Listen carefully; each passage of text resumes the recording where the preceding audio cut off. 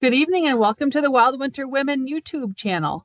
I'm Leah and this is Faye, and we are here tonight to talk about the Iditarod Trail Invitational, which is taking place right now in Alaska. Race across the state, starting from Anchorage, headed to the northwest, bike, run, or ski, and it is currently the evening of Tuesday, February 25th.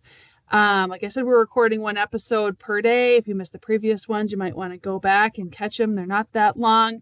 They might provide some helpful background information. So the big exciting piece of news for the day is that we have finishers in McGrath. They started coming in late this morning.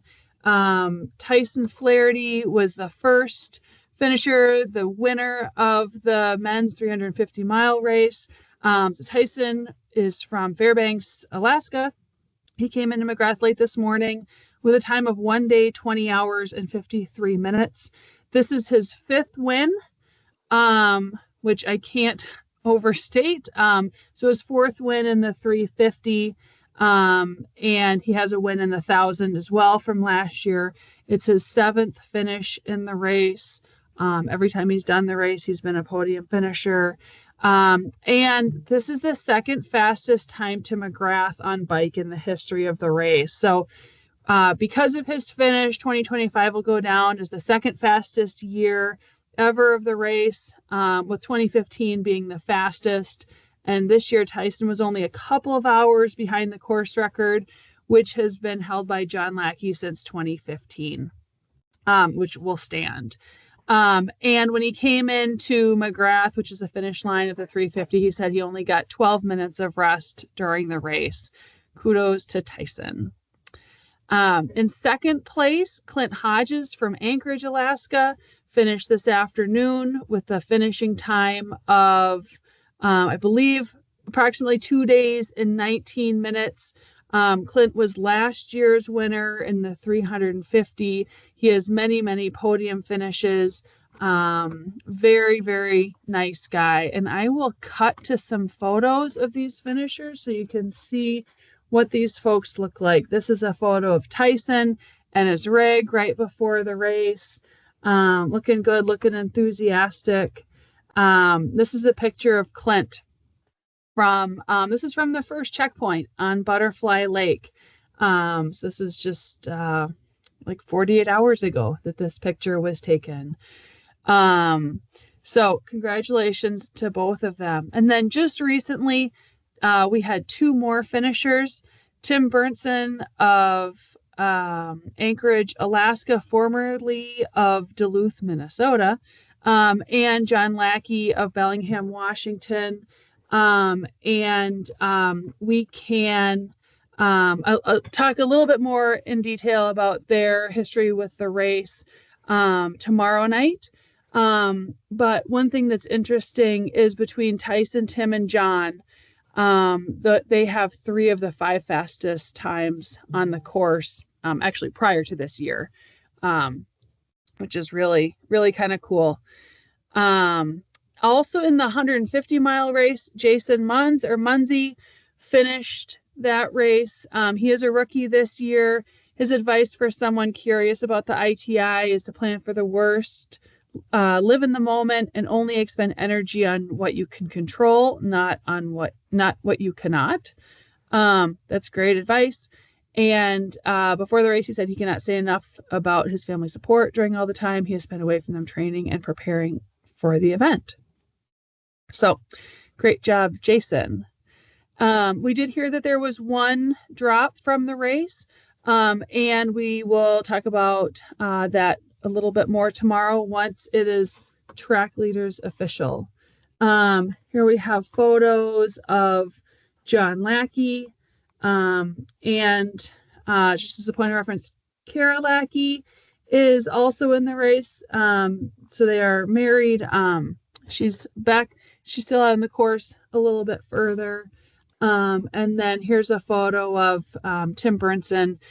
This was actually taken in 2016 after his win in the 350-mile race. Not exactly sure why he's in bare feet, but he looks happy.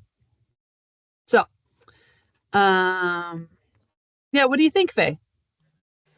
Yeah, all four of these guys are former champs and made it a really competitive race. You know, they all led from the gun in this group of four, and then kind of the top two split away at some point and came together, and from Roan onwards, it kind of looked like Tyson had the lead. So really fun to watch. I mean, everyone was watching that clock to see if the record would fall or not. It was very exciting, and then maybe something to note right now is that the lead bikers took the river route from Nikolai to McGrath. That's not often done with those lead bikers. Um, and so we can expect to probably be seeing most or all of the other racers taking that river route. It looks like it's what the Iron Dogs took. One thing to note, Leah's got it highlighted right here.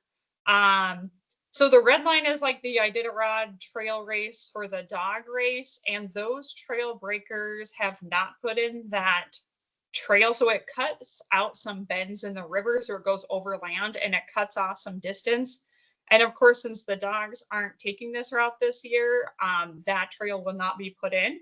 So we can expect everyone to be on the river almost the whole time and taking those big bends in the river, which are miles long and add probably some distance here on the river route. So really interesting to see the actual route here and the way that the guys took and kind of what we might be expecting as the race goes on, people to follow the same route. Mm-hmm. We can maybe talk a little bit about weather here since Actually, as we could, move. could we Oh talk yeah, about yeah, layout, like the other exciting, yes. you know, the racers at the head of the race. You know, the other exciting thing going on are Lyle and Kate Coward. They're the two women who have been up front. Early on the first day, Lyle took a turn, and then there was a creek. I forget what it was called, and she went up, but then had to make a turn to the south. And so at that point, Kate Coward got ahead from her. um, Kate was ahead for a little while, and then Lael has she passed her at some point in the race, um, and has stayed ahead of her for the last day and a half. But they've stayed a consistent distance apart from each other. I was watching the tracker today, and I was a little bit heartbroken just watching the speeds here in this part of the course. Here we have like 2 miles an hour. Looks like people are moving pretty good right now. It's nice to see an 8 and a 10 and a 6. But just want to show pictures of Lyell. So this is a picture after she completed her around the world record-breaking ride about 6 months ago. But this is in London, Buckingham Fountain, 108 days, 12 hours, 12 minutes, 18,000 miles. So that's what Lyle did last summer. And then this is a photo of Kate Coward at the finish line from the Arrowhead 135 in Minnesota. So just to give you a sense of what those women look like and that they are, human beings, even though they seem to be superhuman based on what they're doing. Lyle did come into Nikolai and she rested for a little while, but now she is back out on the trail. She is very close to the course record, kind of similar to Tyson. He was very close as well. Um, Uh, Leah, I'm gonna jump in because I just have relevant information on how long that river route is that we were just talking about. So without those overland cutoffs, the information that we're hearing from the trail is that the route is 58 miles from Nikolai to McGrath. So this adds on, it's about 10 miles more than normal. So that was a really impressive fast ride with those 10 extra miles in. And we will have our eyes on Lael. She is a little bit behind course record pace right now, but is still. It looks like she's gunning for it, so we'll keep our eye on her and see if she can have some record run McGrath, but an unbelievably fast year for these 350-mile bikers. Mm-hmm. Yeah, for sure. So the weather today, it's been, in the interior of Alaska, so on the north side of the mountain range, temperatures have been in the teens and sunny. And the lows tonight are going to be near zero, and that seems to be a pretty consistent weather pattern for the next few days without really any precipitation in the forecast to speak of. And then there's a bit of a difference once you get on the south side of the pass where temperatures are, maybe about 10 degrees warmer on average. But same sort of, sunny with highs near 20 during the day and then the lows in the single digits. So good weather for the foreseeable future for all of the racers. Mm-hmm. Low winds as well. Yeah. So here we've got, and you're kind of zeroed in on this Roan to Nikolai part. We've got quite a few bikers that headed out of Roan a little bit ago. The word on this trail is that from Roan all the way to the Salmon River is dirt. Yep, there's the turn for the Salmon River right there. So when you're out on the course, you hit this salmon camp that's on the Salmon River, and it's the fish camp for the village of Nikolai. And what it is it's a building, and there's kind of some poles and lines strung up for drying fish. It's a notable thing because it's a building out there, and you turn right. And so that's how you know. Because otherwise it's very straight. Yeah. For a long time. That's how you know you're at salmon camp. So all the way to there, sounds like it's dirt or mostly dirt, which will probably really slow down the foot people. We'll have to wait and see. Mm-hmm. One interesting turn of events today that I think surprised a lot of people is two fellows, Cameron Ramey and Philip Rodley, decided to take a less conventional route. So you can see what most of the racers do. The red line goes from Puntilla Lake or Rainy Pass Lodge up the valley and then turns up to Rainy Pass and then descends down the Dalzell Gorge to the Tatina River. But there is another way to get through the mountain range. And this other way is known as Ptarmigan Pass. And it's the route used by the Iron Dog sled race. And those racers just came through a few days ago. And so these two folks decided to take that route instead. We're not sure why they decided to take that route, but it seems to be working out so far. Cameron is a rookie, but Philip raced in 2022. One thing I did hear from someone looking at the tracker is right here at this split between the way that everyone else went and the way that these guys went. At the time of that split, they were 3 hours ahead of some of these other racers who happen to be from Italy, known as the Italians. So they were 3 hours ahead of the Italians. But then now at this point, the Italians are through Rhone and on their way to the Post River Glacier. So this route that these fellows have taken is definitely longer and added some time than just sticking with the regular route. This other route has been used before in 2017 when there was not the temporary bridges installed in the Dalzell Gorge, and possibly another year as well, like maybe 2015. I'm not entirely sure. So bonus miles, they got their money's worth today. So it's kind of interesting too, looking at the trackers. If you look at the tracker overnight, what you can see is that people are kind of like bunching up at some of the checkpoints. This morning when I woke up, I saw that at Rainy Pass Lodge or Puntilla, there were 23 racers there. And I was just trying to imagine where they all are because in the bunkhouse, there's not 23 beds there. So full house. Yeah, and along the same lines, it kind of looks like we've had quite a few people stopping and sleeping at Shell Lake, which is a little bit further back in the course. The lodge burned down a couple of years ago and it's being rebuilt. But there are some out cabins around there, and it sounds like they have opened up two cabins for the racers to use, and they have some wood split and stacked next to the cabins.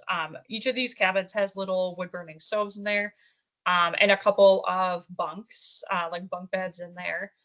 So it does seem like our racers are using those this year, taking little naps there before moving on to Finger Lake, and getting probably drying out some clothing. Those stoves are actually pretty good at drying out stuff if you can get stuff hung up, and making use of those couple of cabins there at Shell Lake. Not an official checkpoint, but it's a place where a lot of people will stop for a little rest.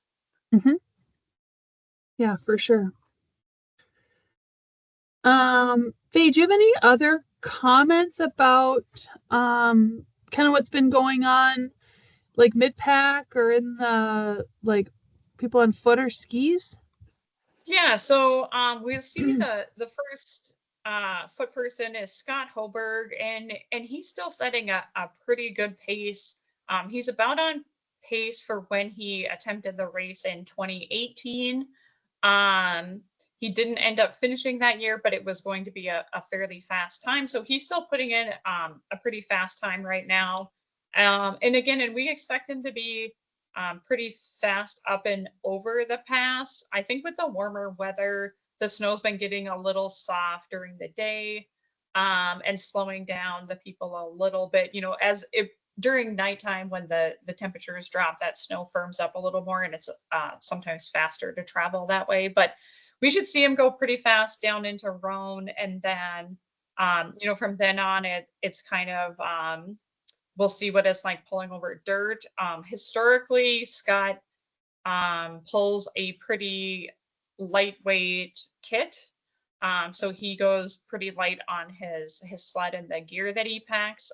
He's safe and he has a lot of experience, but he does pack pretty light, which will be easier to pull over that dirt, we hope.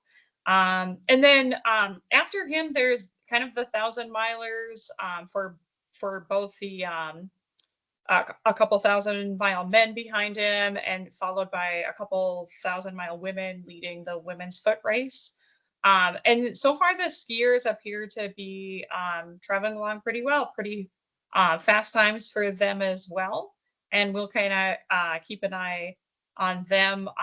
We know that I think all the skiers, or almost all the skiers, also packed running shoes for those dirt areas, and they'll probably put those to good use. So we'll keep our eye on things as we go along. I mean, so far this race has been fast. The weather has not been challenging. We most years by this time we have people dropping out at a pretty consistent rate, and we are not seeing that at all. So everyone is doing great. We're getting like good reports, from the weather and the race, and there's not that much drama yet.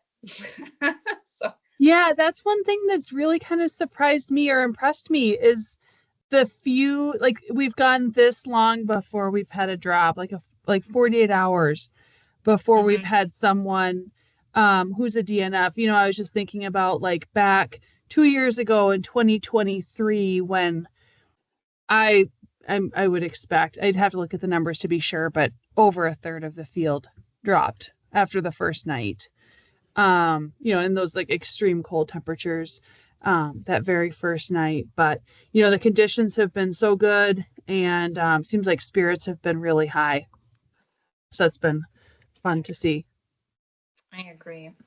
Um, we've had A couple of questions come in. I think we should answer the water one maybe. Mm-hmm. We have heard with these warmer temps, sometimes there can be some water crossing, some open water, and we have heard word from people once you cross Rainy Pass and you go down into Roan, you're in the Dozell Creek. And it sounds like there's been a few like open water that so far the bikers have needed to navigate. And when you get to these spots of water, you need to make decisions on how you're going to cross it in a safe manner. And it's not always straightforward, and you can use a variety of techniques to cross the water. I mean, if it's warm, some people just go through it. And especially if you're going to go down into Roan and change your socks and stuff anyway, I mean, that's one option.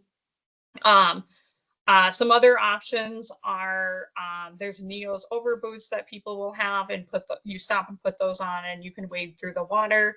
A really common piece of gear to have in Alaska are called Wiggies waders. And they're rubber waders that you put on over your shoes and pull up, and they hook up to your waist, so they go up pretty high. And then when I use my Wiggies waders, then I have ice spikes that I put on outside of those, because sometimes you'll have those on when you're crossing ice. So those are, and then on foot, I've also put on snowshoes and gone over a snow bridge before. You have a little more flexibility when you're not having to push or carry a bike, and tried it a variety of different ways to try to get across in the most efficient manner. I guess the last one would be like jumping. You could try that as well. Probably not as easy with a bike. And then if you do get into water, again, I think the temperatures sometimes dictate what you do to deal with that situation and how close to a checkpoint you are. The worst case scenario is that you're all wet and it's cold out, at which point you would, try to dry off as quickly as possible and get out of your wet clothes, get in your sleeping bag if you need to, and try to warm yourself back up again. Anything to add that I missed, Leah? Any techniques? Yeah, if you do go through the ice, if you get wet. Last year, I went through there was a creek crossing, and I ended up in an area where there wasn't really firm ice, and so I went into the water. In that case, I was about 8.5 miles from a town, and so I backtracked back to the town because I was by myself. Otherwise, I would have been, stopping by the side of the trail to warm up. But or And sort of it was cold. It was cold that morning. yeah, it was like 20, 30 below. Yeah. And the sun wasn't up quite yet. And so it would have been like 16 miles uphill to a shelter cabin. I didn't know if there would be wood there or not. I just felt like it was the most conservative thing to do because I was by myself to turn around and go back to the school. I think it kind of depends on a number of factors in terms of, what your best option is when that happens. So I did hear from Amber Crawford, who's our friend. She joined us 2 nights ago. She's volunteering at Nikolai, so she may be joining us momentarily and can give us the scoop as to what she's been hearing and seeing in her time this afternoon at Nikolai. We got some other questions that came in. How do bikers not slip on the ice? The only way I know of is to have studs in your tires. So little like carbide studs in your tires. You can buy tires that already have studs. When you buy studded tires, they come with like hundreds of studs in them. Some people will choose to buy the tires without studs in them and then add some, so they're not adding hundreds of studs, but maybe only like adding them around the perimeter. I think that one reason that they frequently don't put all the maximum number in is because they want to minimize the amount of weight that's rotating. And so they're kind of weight weenies because that makes it a lot harder to, well, I mean, just the more weight you have on your tires, the harder it is to spin your wheels. There are also some different strategies. Like I have friends who only put studs in their front tire and don't run studs in their rear tire. With the thinking that like when they're braking, more of their braking power is on the front tire than on the rear. So I don't know. My philosophy is always the more, the better. Every time I've been in Alaska, I've run 2 fully studded tires, just because it's really nice, gives you great, great traction. I think it turns a bike into like the best like all-terrain vehicle where you can, bike around hummocks, you can go on ice, you can go in soft snow. You can just kind of go anywhere, for the most part. Someone asked, what if racers take a wrong turn? I think it once again kind of depends on the person. If it were me, I would likely turn around. But for the guys who are going Ptarmigan Pass into Hell's Gate, like I don't know if they know that they took a wrong turn. So I think it kind of depends on realizing where you are and what your options are for getting back to where you need to go. They're just kind of sticking it out and, hope it works out great for them. There has been ice in past years in Hell's Gate, and that's where the snowmobile race goes. They just came back a few days ago, and I did see them talking about seeing some open water, so hopefully they're able to avoid that pretty easily. I'm not sure we're going to get Amber on tonight. So we might have to wait for tomorrow night. Okay. So stay tuned. And let's see, all of the places you can find us are Wild Winter Women on Instagram. We're posting stories, post reels, and then the Iditarod Trail Invitational Facebook page, Instagram. Sometimes they're going live on Instagram, which is really fun to see. The inside. So one thing I think we're showing more of than any time are like the inside of checkpoints. You get this really great tour of the tent and roan. And the mood lighting or party disco lighting. Lights. Yeah. Yep. And the tent in Finger Lake. We've got someone showing us the inside of that there as well. So you're really getting a lot of inside information. And then of course, updates will be on the ITI website as well. And I think that's it. So give us any feedback, what other questions, what you're looking forward to, what you want us to cover in a future episode. Yeah. Great. Okay. Well, thank you for joining us, and have a good rest of your evening, and we'll be back tomorrow with an update. Thanks all. Bye.